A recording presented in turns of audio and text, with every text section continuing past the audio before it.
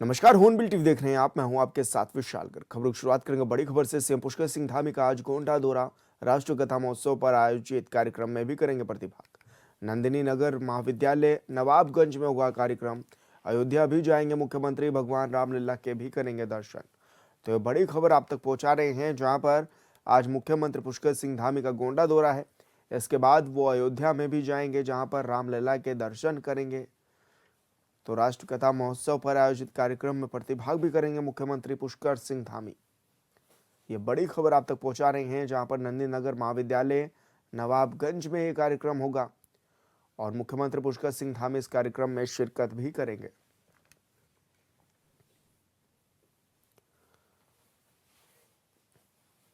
और संवाददाता योगेश आर्या हमारे साथ फोन लाइन पर जुड़ गए हैं। योगेश, क्या कुछ जानकारी मिल रही है, किस तरह के कार्यक्रम आज के मुख्यमंत्री धामी के रहने वाले हैं? पुष्कर सिंह धामी आज जो है वो उत्तर प्रदेश के दौरे पर रहने वाले हैं और ऐसे में सीएम पुष्कर सिंह धामी जो है करीब 2 बजे नवाबगंज गोंडा उत्तर प्रदेश जाएंगे और वहां पर जो है आयोजित राष्ट्र कथा महोत्सव के अवसर पर आयोजित कार्यक्रम में जो है हिस्सा लेंगे। इसके बाद मुख्यमंत्री पुष्कर सिंह धामी जो है अयोध्या जाएंगे, जहां पर श्री राम मंदिर में जाकर वह वहां पर दर्शन करेंगे, पूजा अर्चना करेंगे। तो निश्चित तौर पर देखा जाए तो आज उत्तर प्रदेश का दौरा जो है उनका लगा हुआ है और ऐसे में आज वह जो है दो अयोध्या और गोंडा दो जो जनपद हैं उनमें जाएंगे, वहां पर शिरकत करेंगे कार्यक्रमों में जी। लेकिन योगेश, जिस तरह के कार्यक्रम है, ऐसे में जब रामलला के दर्शन को भी पहुंच रहे हैं और क्योंकि रामलला मंदिर पर कई बार सियासत जो है वो गरमाती हुई नजर आती है, ऐसे में मुख्यमंत्री धामी भी जा रहे हैं। अब विपक्ष ने भी तंज कस दिया होगा।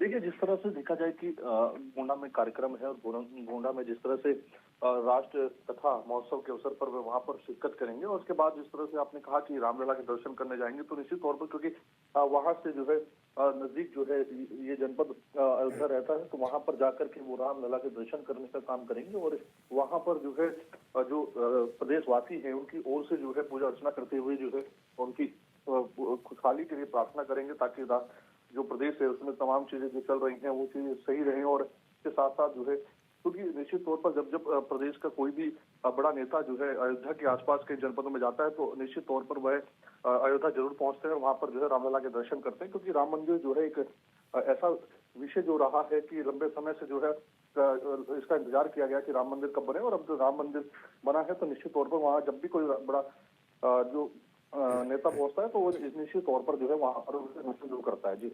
जी बिल्कुल योगेश, बहुत शुक्रिया आपका तमाम जानकारी साझा करने के लिए। खबरों में आगे बढ़ेंगे। उत्तरकाशी से बड़ी खबर मिल रही है। मोरी तहसील क्षेत्र के गुराड़ी गांव में लगी आग। 3 घरों में और 10 से ज्यादा मवेशी जलकर राख हो गए हैं। 3 घरों में यह आग लगी थी। बड़ी खबर आप तक पहुंचा रहे हैं। सूचना मिलने पर पहुंची प्रशासन की टीम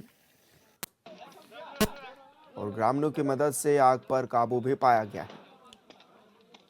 तो बड़ी खबर आप तक पहुंचा रहे हैं, जहां पर 3 घरों में यह आग लगी थी और इस दौरान ये बताया जा रहा है कि 10 से ज्यादा मवेशी इस दौरान इस आग में झुलस गए हैं। ग्रामीणों की मदद से आग पर काबू भी पाया गया। मोरी तहसील क्षेत्र के गुरांडी गांव में यह आग लगी थी।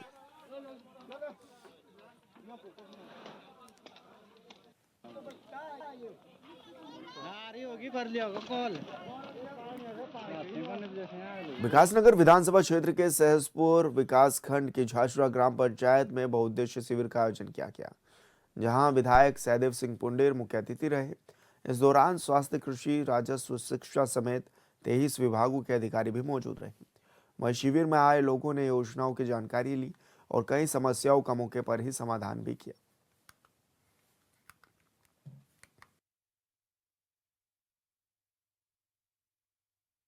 पड़ती है सुबह सुबह, आदमी को इतनी दिक्कतें होती हैं।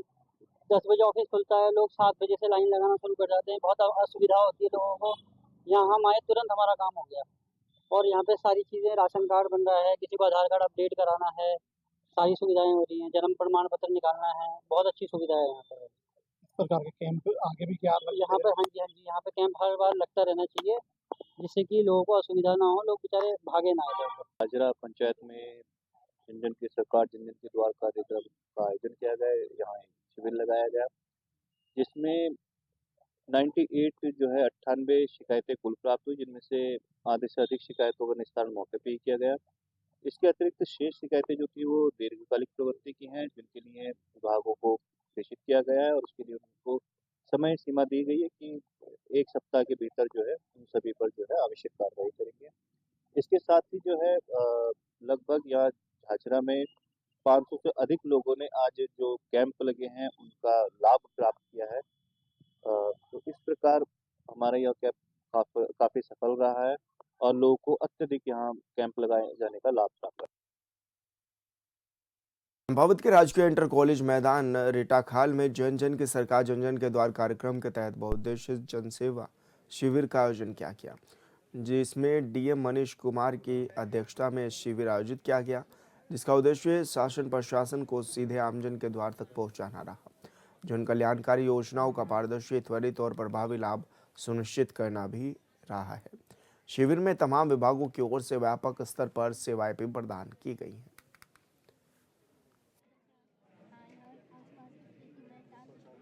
ग्राम चमतोला मैं जन जन की सरकार द्वारा जो ये कार्यक्रम आयोजित किया जा रहा है, इसमें राजकीय इंटर कॉलेज रेठाखाल में यहाँ पर उपस्थित था। यहाँ पर मेरे पाँव का एक्सरे हुआ।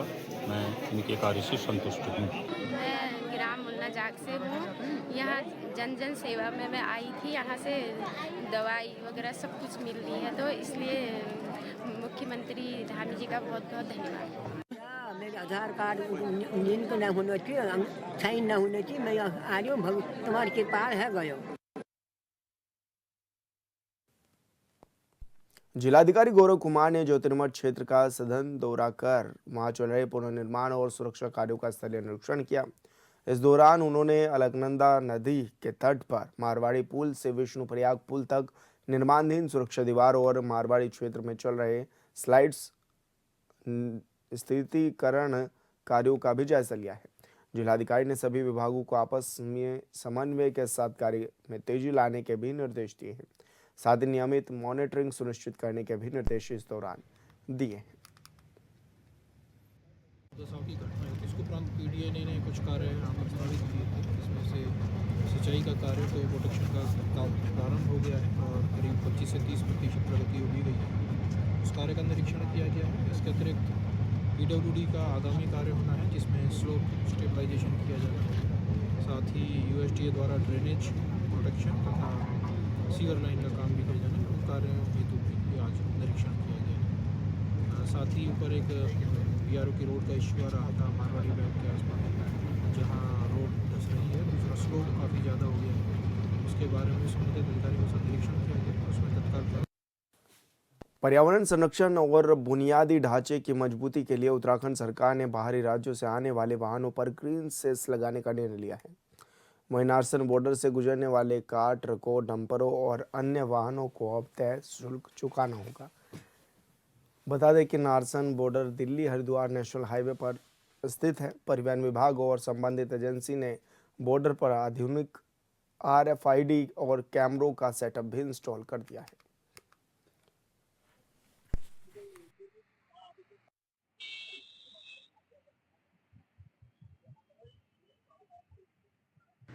उत्तराखंड एक इन्वायरमेंटली सेंसिटिव एरिया में आता है, तो इस संबंध में जो भी बाहर से गाड़ियां आती हैं, जो भी वाहन है, चाहे कमर्शियल हो चाहे नॉन कमर्शियल हो, उनको आगे से एक पर्टिकुलर सेस के रूप में एक अमाउंट पे करना होगा और वो उस अमाउंट का प्रयोग उत्तराखंड के एनवायरमेंट और यहाँ की सड़क सुरक्षा के लिए किया जाएगा।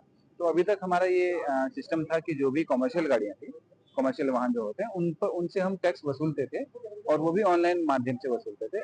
अब फ्यूचर में क्या किया जा रहा है कि जो कमर्शियल के साथ जैसे नॉन कमर्शियल वाहन है, यानी कि पीली नंबर प्लेट के साथ साथ जो सफेद नंबर प्लेट वाली गाड़ियां होती हैं, उनसे भी सभी से एक ये टैक्स वसूला जाएगा। क्योंकि उत्तराखंड में हम देखते हैं कि 4 धाम है, बहुत सारे तीर्थयात्री अन्य देशों से आते हैं और यहाँ के एनवायरमेंट में उनका कुछ कंट्रीब्यूशन हो, तो इस उद्देश्य से ही यह ग्रीन सेस सिस्टम चालू किया गया है। यह जो इसका कलेक्शन करने का सिस्टम होगा वो पूर्णतः ऑटोमेटेड होगा। यह जो हमारा फास्टैग के माध्यम से और नंबर प्लेट रिकॉग्निशन सिस्टम जो हमारे कैमरे होते हैं, NPR कैमरे, उनके माध्यम से यह सेस वसूला जाएगा। नैनीताल हल्द्वानी मार्ग में ताकुला के पास का एक कार खाई में गिर गई है। सूचना पर पहुंचे स्थानीय लोग, SDRF, दमकल और पुलिस की टीम ने खाई में उतरकर 5 लोगों का रेस्क्यू किया और 108 स्वास्थ्य सेवा से बीडी पांडे अस्पताल भी पुणे पहुंचाया है। बताया गया है कि पांचों लोग रामपुर के रहने वाले थे और नैनीताल घूमने जा रहे थे। ऊपर को गाड़ी लेके ये गाड़ी सर पास लेते हुए थोड़ा ड्रिंक एंड ड्राइव का केस है सर, यहाँ से नीचे चली गई सर। और सर इसमें 5 लोग हैं जो कि सर निकाल दिए गए हैं सही सलामत। ये हमारे भाई, हम 4 लोग सबसे पहले थे, हम नीचे गए। भरतियाल जी थे सर एक SDRF टीम के, वो भी इसमें सबसे आगे रहे नीचे जाने में। सर एक फायर ब्रिगेड की गाड़ी थी और सर पुलिस प्रशासन वगैरह सब टाइम पे आया हुआ है सर।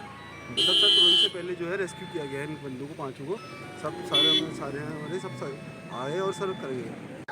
112 के माध्यम से सूचना आई तो तुरंत ही हमारी पुलिस की टीम, फायर की टीम, SDRF की टीम मूव हुई। और क्योंकि दूरी जो है तकरीबन थाने से 5 किलोमीटर हल्द्वानी की ओर थी, तो तुरंत ही हम वहाँ पे पहुँच गए थे। हमारी टीम ने तुरंत रेस्क्यू स्टार्ट किया। आधा घंटे के अंदर सभी लोगों को, क्योंकि उसमें 5 लोग सवार थे और UP 22 नंबर की गाड़ी थी, रामपुर की थी, और तुरंत जो है उन लोगों को आधा घंटे के अंदर जो है अस्पताल पहुंचाकर प्राथमिक उपचार दिया गया और डॉक्टरों ने सभी को फोर्टिफाइंग हिमालय पर संगोष्ठी का आयोजन किया गया, जिसमें मुख्यमंत्री पुष्कर सिंह धामी ने भी शिरकत की है। कार्यक्रम आयोजित किया गया जहां पर मुख्यमंत्री इस कार्यक्रम में पहुंचे और फोर्टिफाइंग हिमालयस पर संगोष्ठी का भी आयोजन इस दौरान किया गया है।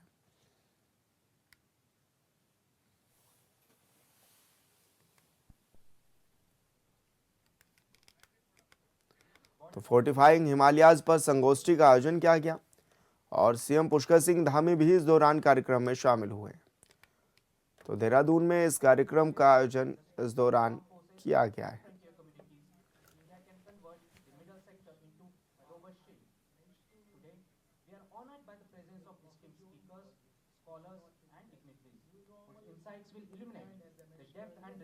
तो मुख्यमंत्री पुष्कर सिंह धामी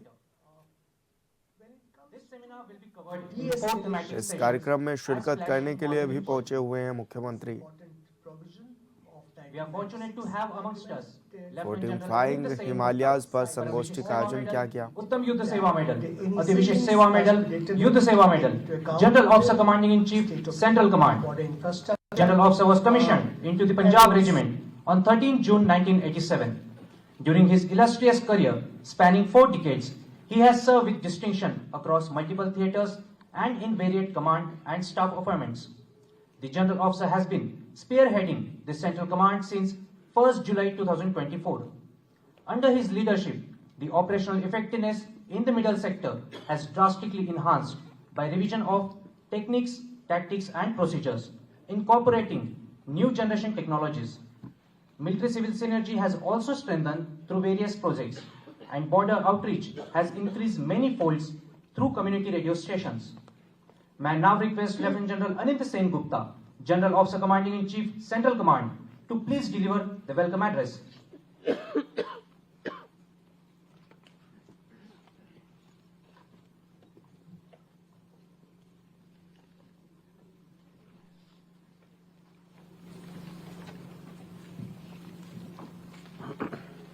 जय हिंद and very good morning. Uttarakhand के माननीय governor lieutenant general Gurmeet Singh, Paramvir Seva medal, उत्तम युद्ध सेवा मेडल, अति विशिष्ट सेवा मेडल, विशिष्ट सेवा मेडल, उत्तराखंड के माननीय मुख्यमंत्री श्री पुष्कर सिंह धामी, वरिष्ठ अतिथि, वरिष्ठ स्पीकर, माननीय वेटरन्स, आर्म फोर्सेस के सर्विंग ऑफिसर्स, थिंक टैंक्स के मेंबर्स, सिविल एडमिनिस्ट्रेशन के वरिष्ठ अधिकारी, इस सेमिनार में हम आपका हार्दिक स्वागत करते हैं। हमें अत्यंत खुशी है कि हम military, civil institution, strategic fraternity के एक्सपर्ट्स को एकजुट करके मिडिल सेक्टर की रणनीति की तरफ बढ़ रहे हैं। आज का सेमिनार, जिसका विषय हिमालय को मजबूत करना और मिडिल सेक्टर में एक प्रोएक्टिव मिलिट्री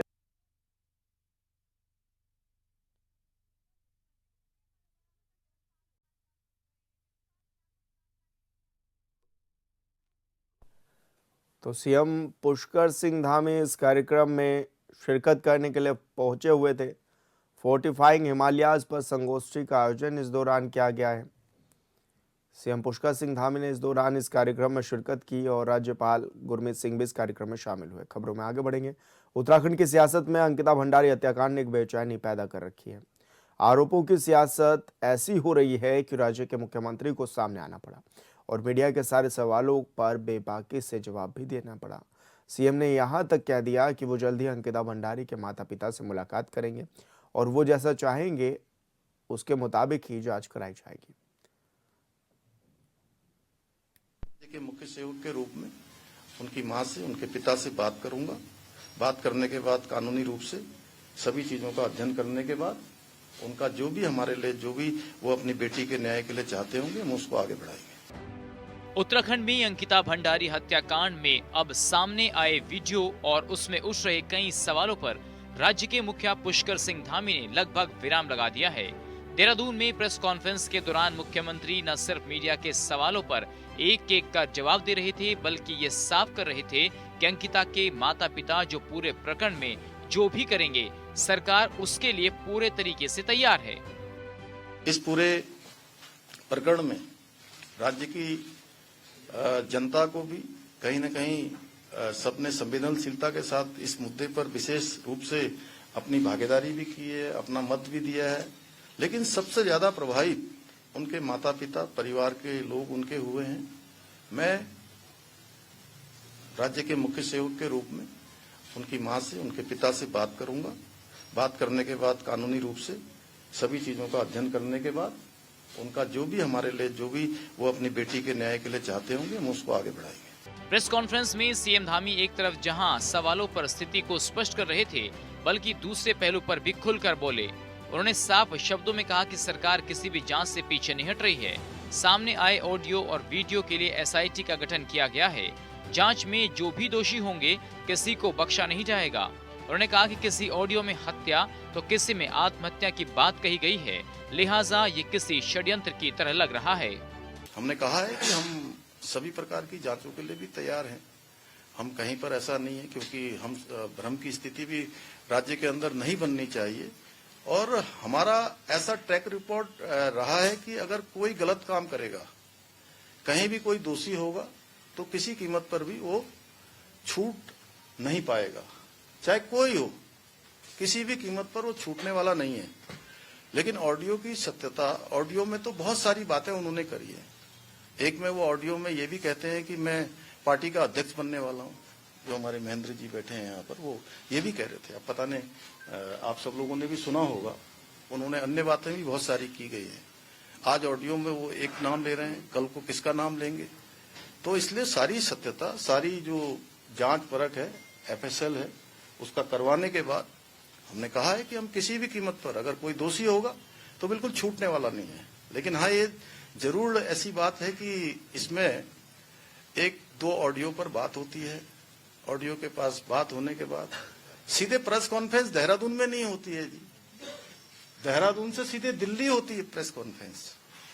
समझ में नहीं आ रहा है कि आखिर एक ऑडियो के आधार पर इतना बड़ा बवंडर राज्य के अंदर किया जा रहा है।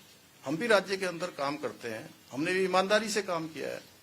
और कोई भी अगर किसी के पास भी कोई सबूत होगा तो मैं बिल्कुल आप सबके सामने स्पष्ट करना चाहता हूं, कोई छूटने वाला नहीं है। हाँ, अगर देखिए, हिंदुस्तान के अंदर उम्र कैद की सजा बहुत बड़ी सजा होती है और किसी को उम्र कैद की सजा मिली हुई है, अगर कोई उसमें और होता, कोई और होता, तो वो ऐसा नहीं हो सकता है कि वो उसका नाम नहीं बताते।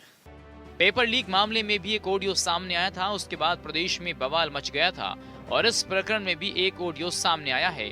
उसके बाद उत्तराखंड नहीं बल्कि दिल्ली में पीसी की जाती है और उसके बाद सड़कों पर लोग उतरते हैं। लिहाजा ये सवाल उठता है कि क्या कोई षड्यंत्र तो नहीं है। उसका पीसी में राज्य के सीएम ने भी जिक्र किया है। उन्होंने कहा कि कुछ लोग राज्य के अंदर माहौल खराब करके अपनी जमीन तलाश रहे हैं। आप लोगों को क्या ये नहीं लगता कि भाई एक नाम बोल दिया ऑडियो से, ऐसा ही ऑडियो पेपर लीक के मामले में भी हुआ था। अब हमें तो ये लग रहा है कि ये कोई क्या है कि पेपर लीक में भी इसी प्रकार का ऑडियो बनाया जाता है, उसके बाद हंगामा किया जाता है। इसके बाद जो है कुछ लोग, कहीं ऐसा तो नहीं कि बेटी अंकिता को बार बार उसकी आत्मा को इस तरह से करके राज्य के अंदर एक माहौल खराब करके अपनी राजनीतिक जमीन तलाश रहे हैं। विपक्ष जिस वीआईपी के नाम का जिक्र कर रहा है उसमें बीजेपी के राष्ट्रीय महामंत्री दुष्यंत गौतम का नाम सबसे प्रमुख है। लिहाजा दुष्यंत गौतम ने पहले वीडियो जारी कर इसे राजनीतिक षड्यंत्र बताया, तो अब दिल्ली हाईकोर्ट का दरवाजा खटखटाया और उर्मिला सहित कांग्रेस के कई नेताओं पर मानहानि का दावा दायर किया है। पूरे प्रकरण में एक तरफ जहां कांग्रेस वाले बीजेपी का पुतला फूंक रहे हैं, तो बीजेपी वाले कांग्रेस का भी पुतला फूंक रहे हैं। बीजेपी का कहना है कि बिना तथ्यों के इस मामले में कांग्रेस राजनीतिक रोटियां सेक रही है और प्रदेश का माहौल खराब कर रही है। इधर कांग्रेस प्रदेश अध्यक्ष का कहना है कि सरकार अगर सीबीआई जांच कराती है तो स्वागत है, नहीं तो आंदोलन जारी रहेगा। जिस प्रकार पूरे प्रदेश में लोग आंदोलित हैं, मैं समझता हूं कि सरकार के पास तटस्थ रूप से सीबीआई जांच कराने के अलावा कोई चारा नहीं है। सरकार समय रहते हुए ये और लोगों के दिलों को ठेस न पहुंचे, इसलिए समय रहते हुए सरकार तत्काल सीबीआई की जांच आदेशित करे। दरअसल सारा विवाद पूर्व विधायक सुरेश राठौर और उनकी कथित पत्नी उर्मिला सनावर के बीच हुई बातचीत के ऑडियो को लेकर है। राठौर के खिलाफ 4 मुकदमे दर्ज हैं, जिसमें हाईकोर्ट में 2 मुकदमों पर सुनवाई हुई, जिसमें कोर्ट ने 2 मुकदमों में गिरफ्तारी पर रोक लगाई और मुकदमा दर्ज कराने वालों को पक्ष रखने को कहा है। सुरेश राठौर के अधिवक्ता ने कहा कि उर्मिला की तरफ से जारी किए गए सभी ऑडियो और वीडियो पूरे तरीके से फर्जी हैं और उनका इनसे किसी भी प्रकार का कोई संबंध नहीं है। उन्होंने आरोप लगाया कि उर्मिला सनवर ने दुष्यंत गौतम की छवि को धूमिल करने के उद्देश्य से ये सारा मामला रचा है। इधर उर्मिला ने सोशल मीडिया पर वीडियो जारी कर एसआईटी जांच को सहयोग करने की बात कही है। कुल मिलाकर ये है कि सरकार हर जांच को तैयार है और उर्मिला एसआईटी जांच में सहयोग करेगी। जांच के बाद साफ होगा कि सच्चाई क्या है। इसके बाद भी हंगामा क्यों है, ये अलग सवाल है। ब्यूरो रिपोर्ट, हॉर्नेबल टीवी। और फिलहाल इस बुलेटिन में इतना ही। आप देखते रहिए हॉर्नेबल टीवी। नमस्कार।